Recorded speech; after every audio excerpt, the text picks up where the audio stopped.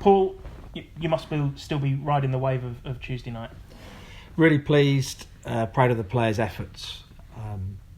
We played against a really good team and we managed to get a win. So no matter what we talk about, and we are talking about how do we become a better side, we have to remember the fact we won a really tough game of football and we must have done something right. So yeah, moving on, and thank you. I mentioned it on Tuesday, but well done to the supporters for getting behind the team. It was a proper team effort.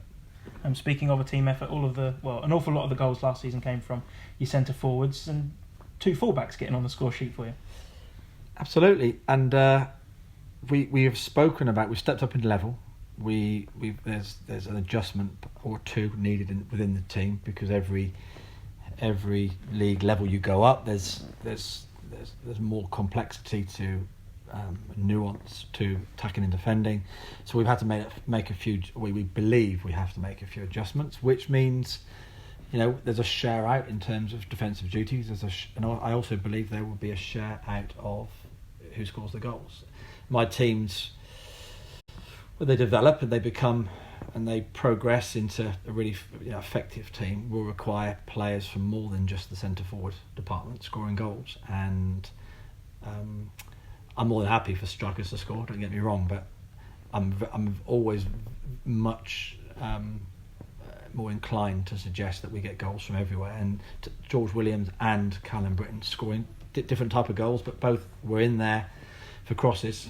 It was a real big step forward for the way the team manoeuvres, and yeah, really really pleased they both scored. And I have to say, we talk about strikers who haven't scored, but Kieran Agar put a wonderful ball in for Callum Britton's goal. It was Jordan Barry that had the shot which ricocheted off George and went in. And at Wickham last week, Bailey crossed it for Jordan Barry, but it was Kieran Agar that made the run across the near post to create space. So don't, and I won't, but don't fall into the trap of just looking at the goals. It's the way the team creates them. And someone like Kieran, for example, there we are. I've mentioned him twice. He's had 2 very large parts to play, and that doesn't go unnoticed. He's not really had an awful lot of chances fall his way either, whether that's down to luck or just being in the not in the right place at the right time. But it's just it looks like it's been tough for him in front of goal, but his work rate has just been immense. It has. If we're talking Kieran particularly, he's improving certain parts of his game which I think needed improving last year. He already looks a better player in those regards, and we're delighted to have him in the squad. We work very hard to keep him. His worth is more than just the goals. His contribution is always higher than just being, a goal scorer. So we want him to score goals. And please, I don't want to diminish the importance of him scoring, but he adds so much to the team generally that is a very big part for us. A player who I thought was particularly impressive in pre-season, seems to have carried that into the season, is Callum Britton. Have you noticed a change in him over the summer from what you saw at the end of last season compared to where he is now? He's in a good place. He's playing well. It was a really good goal he scored on Tuesday. This time last year, starting the season, there was a doubt over. He was a young player, but the robust physical resilience you need to play game after game, and not just play well for an hour, but play well for 90 minutes. There seems to be, from this time last year to now, there's been a big improvement. So it sounds odd, but the first way to judge a professional footballer is he capable of playing his role in the team for 95 minutes? Because if he's not, you're going to have to bring him off, and you can only have 1 or 2 of those that come off. So they have to be fit for purpose, and he is now becoming fit for purpose physically, which is a great start to him. And off the back of that, you gain some confidence, and his game's particularly strong at the moment. He's a young player, so let's be ready for the odd dip of form and peak of form. But at the moment, he's doing really well, and he's working really hard, and he wants to be the best he can be. So if he scores the odd goal like he did on Tuesday, he's going to be, he's going to be ready for, more progress in his career. With you 2 fullbacks scoring, how does that leave Dean Lewington? Because obviously he was taken out of the side on Tuesday night, I assume, to give him a rest, and I suppose the last thing he wanted to see was the 2 fullbacks scoring. Well, I think he preferred us to win than not. So I mean, we have to guard against just seeing things conventionally, and I'll always urge the players to think of the big picture and how that affects them. So there is no doubt of the importance to us from Dean Lewington and what he gives but being brutally honest, there aren't many players that can play 2 games a week after week after week after through August and September.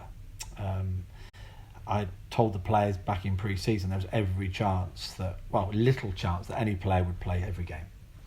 So by definition then, they're going to miss the odd 1 or 2. And I just thought it was the right game with what we needed and look at how we scored our goals. So it was the right game for him to rest this one. So it was a rest, but it was also, I think, the right game to do that in. So seeing that decision worked. I don't always get them correct, but if we judge it on results, it sort of worked. But he's been one of our better players already this year, so I've got no doubts at all of his importance to the team.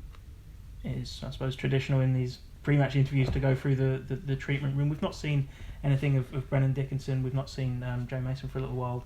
Ben Reeves as well. Three signings that you've brought in the summer. Is it a frustration not to have those 3 things at your disposal? Absolutely. Brennan Dickinson is back in full training. He's trained now fully. So, of course, he's missed pre-season matches. So his thing is matches. He's fully fit. He's fit for selection, and he's just missed the opportunity to play. So it's a real shame for him. Timing's bad, but he's back in full training. Joe Mason's going to be out considerably longer, unfortunately. Hamstring injury, which is going to require a lengthy time of rehab. It's not something that needs an operation, but it needs a lengthy time. So I can't give you the time on that, unfortunately. And Ben Reeves, we've had, he's going to be out for 2 or 3 weeks, I'm afraid. He's had a very, very nasty kick.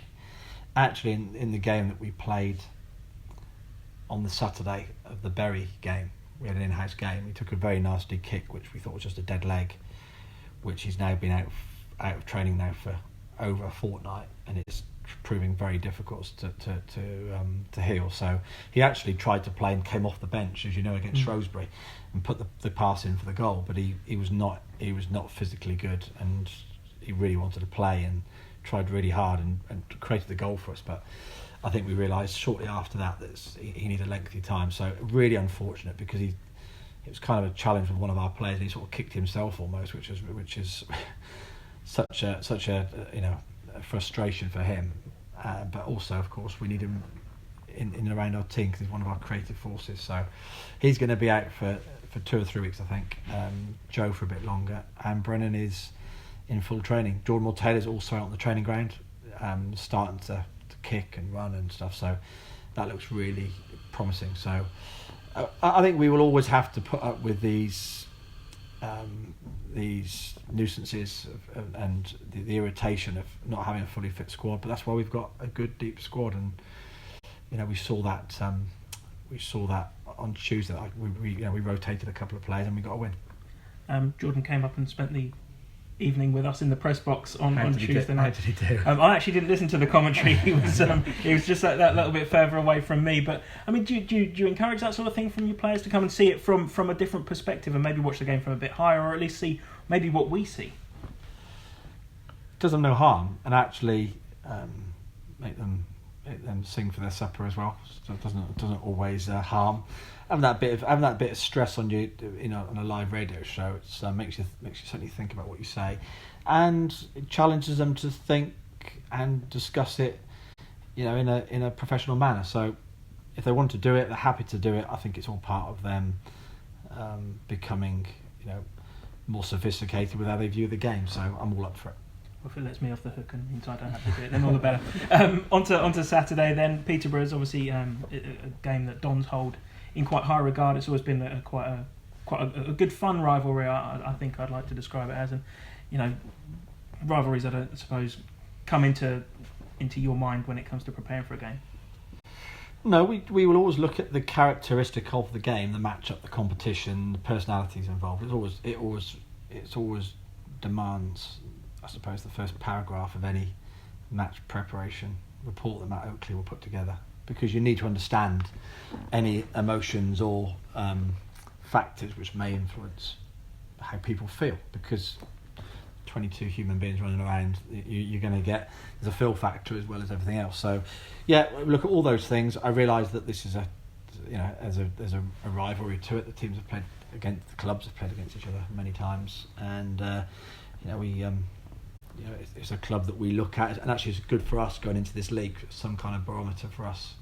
So even with all that, it's still I think they will provide a good barometer for us. They're an established League One team that've been up to the Championship and always a top contender in League One. So with a manager that knows the club and knows how they want to play. So I think this will be a good test for us.